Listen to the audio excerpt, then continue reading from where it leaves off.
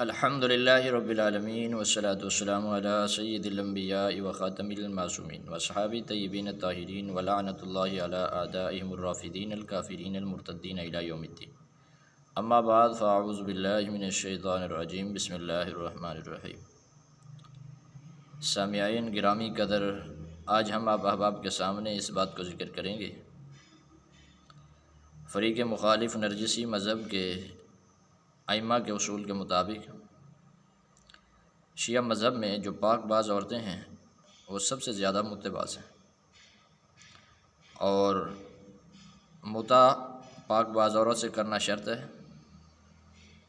اور امام سعد خود ہی کہتا ہے دوسری روایت میں کہ صرف ایک سے متع نہیں، جتنی سے تمہارا دل کرے، چاہے 1000 کیوں نہ ہو، ان سے تم متع کر سکتے ہو، اور وہ ساری کی ساری مستاجرات کرائے والی عورتیں ہیں۔ تو ائمہ کے اس فرامین سے یہ بات ثابت ہوئی کہ فریق مخالف کے مذہب میں جو پاک باز عورتیں ہیں وہ کرائے والی پاک باز عورتیں ہیں، یعنی پاک باز عورتوں کا یہ حال ہے کہ کرائے والی ہیں، تو باقی عورتوں کا کیا حال ہوگا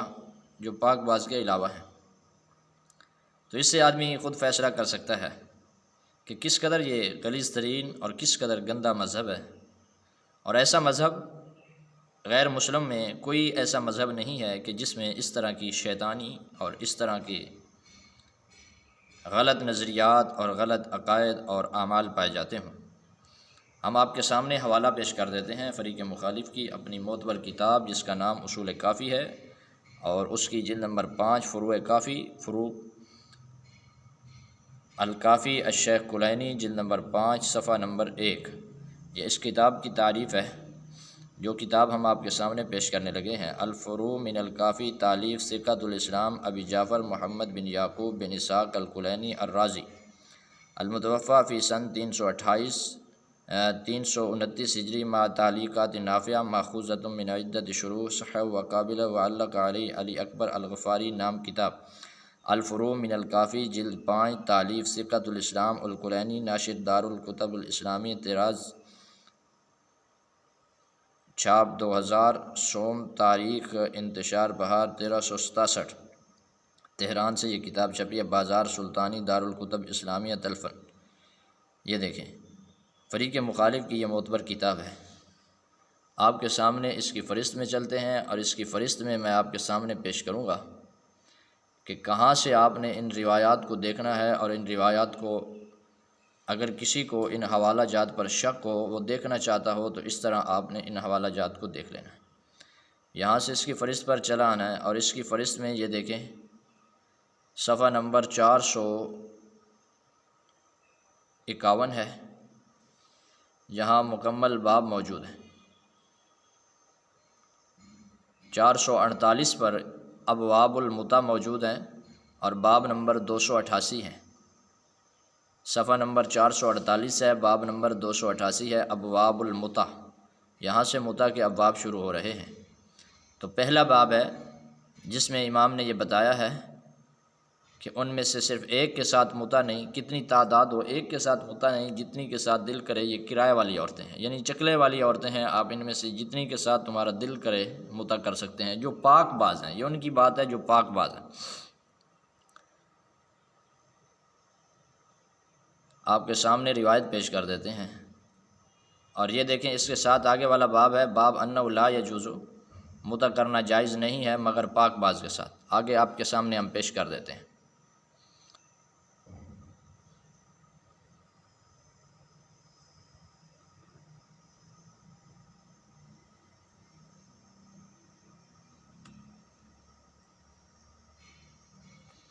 یہ روایت نمبر 7 ہے، اور اس میں موجود ہے الحسین بن محمد عن احمد بن اسحاق عن سعدہ بن مسلم عن عبید بن زرارہ عن ابی عبداللہ علیہ السلام قال ذکرت له المتع، میں نے ان کے سامنے متع کا ذکر کیا، اہی من الاربع، کیا وہ 4 عورتوں سے کر سکتے ہیں؟